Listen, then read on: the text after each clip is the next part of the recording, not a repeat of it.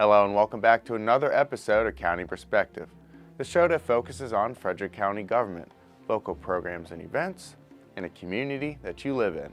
I'm your host, Brandon Rosa, and thank you for joining us. A lot has been happening over the summer, so let's find out what the county has been up to. Frederick County is powered by the sun. Nearly 20% of the county's general electric usage is now running off of renewable energy. County Executive Jan Gardner invited community members and county officials to the Wrights Ford Road landfill on August 7th to officially commission a new solar array. The array is comprised of 7,776 panels over nearly 14 acres and is expected to produce more than 3.5 million kilowatt hours of electricity a year. Power from the solar array is transferred to Potomac Edison's power grid. The county uses that power to offset power costs to 7 county government facilities. Now all transit electric buses will be 100% powered by solar energy, along with county buildings including Winchester Hall, the Frederick Senior Center, the landfill scale house, and 3 Frederick County public libraries, the Siebers Arts Library in Frederick, the Urbana Regional Library, and Emmitsburg Library, which is also home to the Emmitsburg Senior Center and Emmitsburg town offices. The county will have access to renewable power at a fixed rate for at least the next 20 years, under the terms of a 20-year agreement between the county and Tesla Energy. The project is a win-win for the county.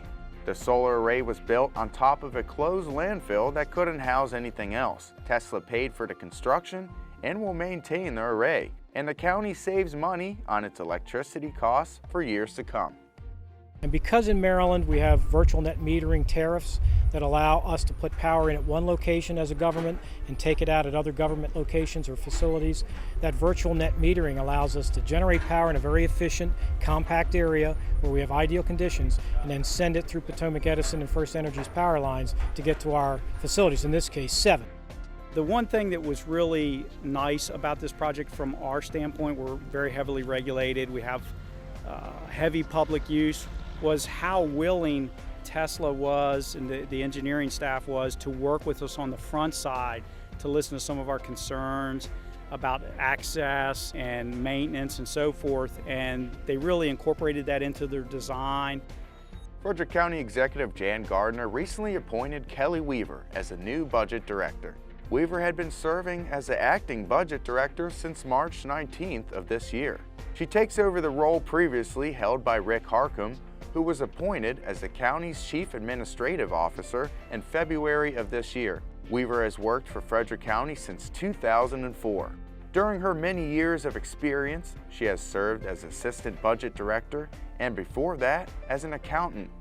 Weaver earned her Bachelor of Science degree from Salisbury University and a Master of Business Administration degree from Mount St. Mary's University. Executive Gardner said she is confident that Weaver will do an exemplary job in her new position. Congratulations, Kelly Weaver. The 2019 annual Stuff the Bus school supplies collection drive came to an end on Wednesday, August 14th, and many buses were filled with donations for Frederick County Public Schools students. Frederick County government supports the United Way's Stuff the Bus campaign each year to give students who can't afford school supplies a new inventory of school supplies to get them through the school year. Yellow collection bins were placed at 15 county buildings. Staff and county residents dropped off school supplies such as backpacks, pencils, pens, folders, paper, glue, binders, and more in the collection bins. United Way volunteers arrived on site in the Frederick County Public School buses and loaded the buses up with the yellow bins. For more information, or if you'd like to see the donation list for next year, visit unitedwayfrederick.org/stuffthebus. Speaking of school supplies, the first day of school this year in Frederick County is on Tuesday, September 3rd. More than 43,000 students will be enrolled this year. Motorists, please be careful and patient when you see children returning home from school on foot or walking to their bus stop. Frederick County is home to 67 schools, including 37 elementary schools, 13 middle schools, 10 high schools, 3 public charter schools, and special alternative schools, as well as a career and technology center. For more information on Back to School in Frederick County, visit fcps.org/backtoschool. The 2019 Maryland Association of Counties event drew more than 2,500 county leaders to the Ocean City Convention Center. The event was held from August 14th to August 17th. Officials from Frederick County were at the event. Let's hear what they had to say. Well, it's really important for Frederick County to participate in the Maryland Association of Counties Conference because all of the counties face common issues and common challenges, and everything gets done by relationships.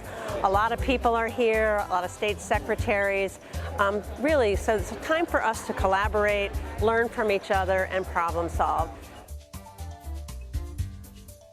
MACo is vitally important because it's the Maryland Association of Counties, and it provides elected officials the opportunity to get together with other elected officials from across the state to discuss issues that are commonplace in all the counties and to share best practices on how to deal with those issues and to get ideas from other counties about how they're answering constituent concerns and issues that are common. What I really appreciate is the energy in this conference. Everyone that's here is working together to solve very difficult problems, and everyone's coming to this conference with a high energy and a higher desire to serve our citizens. I think it's easy to underestimate the value of just networking with a lot of other elected officials in a nonpartisan, non-campaign kind of environment, other technical experts and staff on different things. So there's a variety of benefits, and I've always enjoyed coming to them. I've always thought it was worthwhile. Well, I always look to connect to people in powerful places. I really like to take the opportunity to meet with some of our cabinet secretaries to talk about transportation issues and really issues of key importance to our community. For instance, I just had a meeting with the Secretary of the Department of Aging because we have that growing senior population. We're really trying to make sure we can serve them well. And so MACo is really all about collaboration, problem solving, and really meeting with people who can help us accomplish our goals. We're going to take a quick break, but stick around. We have plenty more coming up on County Perspective.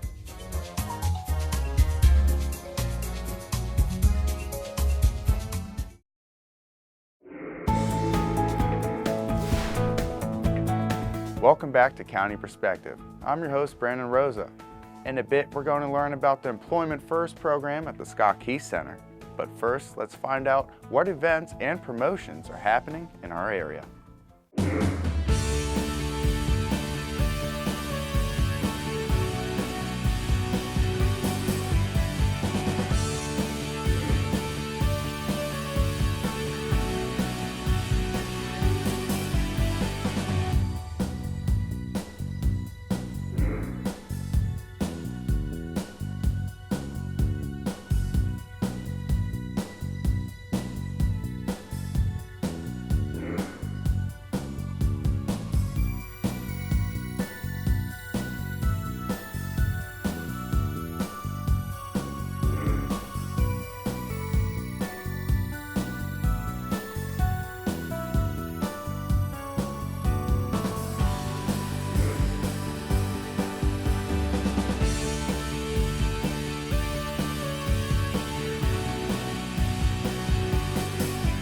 This is one of my favorite parts of the show, where we get to visit the Animal Control Division and see who this month's featured pet is.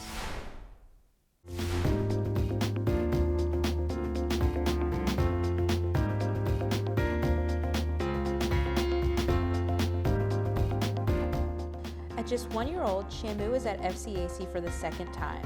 Adopted from the shelter as a kitten, this handsome tuxedo cat was returned when his owner went into a PTSD program for veterans. Now much larger than the kitten we remembered, Shamu lives up to his name, weighing in at just under 15 pounds. Shamu is as playful as he is large. He is a go, go, go kind of cat who needs a family who is ready for his high energy.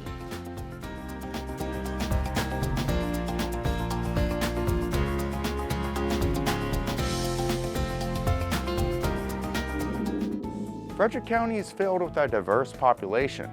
One such group is our disabled population, which include many wonderful individuals who want to contribute their skills and knowledge to our community.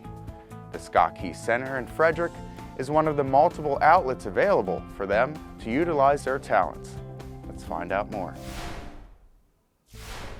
The Scott Key Center of Frederick County has been serving individuals with disabilities since 1979. Scott Key's mission is to foster person-centered employment opportunities and community involvement for persons with developmental disabilities in Frederick County. For over a decade, the Scott Key Center has been providing individuals with paid employment opportunities such as computer disassembly, greenhouse work, rain barrel production, custodial work, and more. But the majority of the job duties were all contained in the Scott Key Center. Recently, the Scott Key Center switched gears and decided branching employment out on the field is the best solution. The inspiration came from Employment First.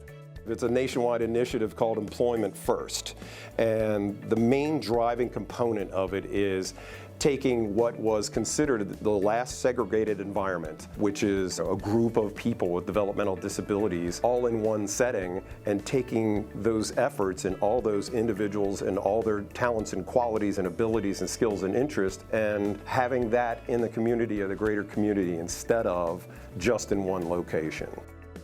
The Scott Key Center began working with the Maryland Developmental Disabilities Administration to implement the new employment strategies. Once a plan was in place, the Scott Key Center knew it was time to reach out.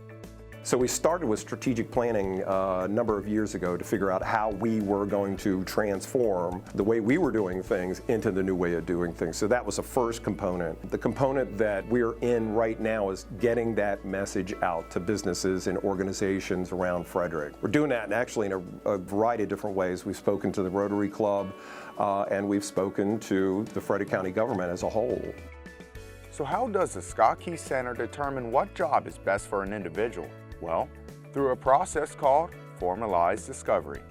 We go through a process where we find out like personal attributes, conditions of employment, the skills they have, their interests, abilities, things we've seen them do. We get right down to places they'd like to work or are interested in that could somehow match their skills. After that, we try to find businesses that will participate in this.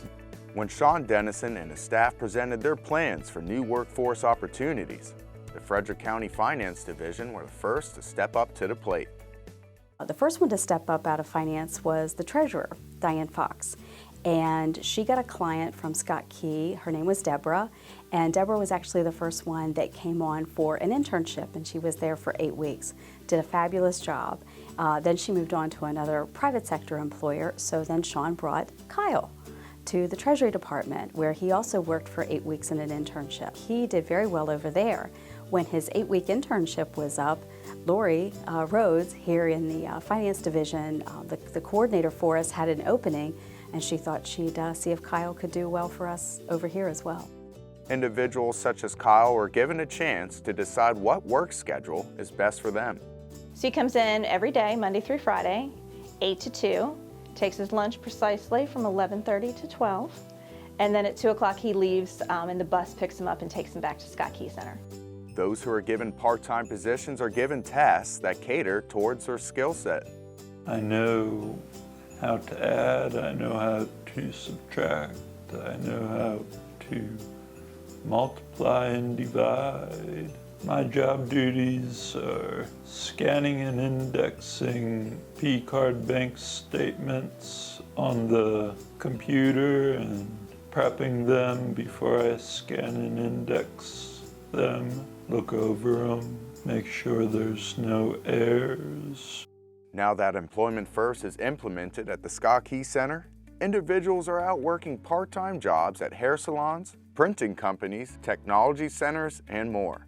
Employers have been pleased with their performance and hope to move them to full-time positions. Once he got into the groove, his confidence level has soared. It's been great for him. You can see it in him every day. It's been a pleasure to be a part of this program, and it's been a pleasure to have Kyle work here. We're going to continue working with Kyle to find out what his other strengths are, what other things can he do for us here, and if any opportunity evolves that he would be a good fit for, we absolutely would bring him on in a full-time capacity. The kickstart of Employment First is not only benefiting individuals from the Scott Key Center, but it is also benefiting local businesses. Members from the Scott Key Center see a positive change happening thus far. The only thing to do now is to continue spreading the word across the community.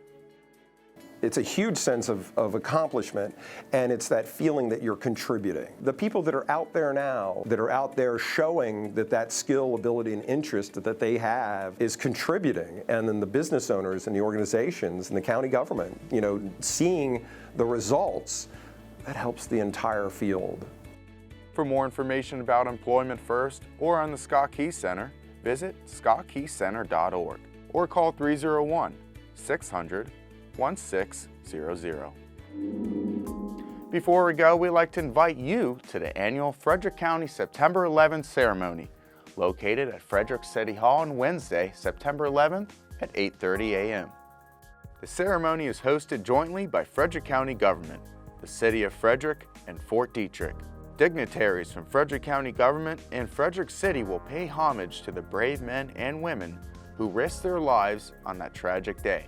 The event will be broadcasted live on FCG-TV Channel 19, HD Channel 1085, and Channel 99. That's it for this episode of County Perspective, but don't forget to follow Frederick County on social media in order to keep up to date on important news and events.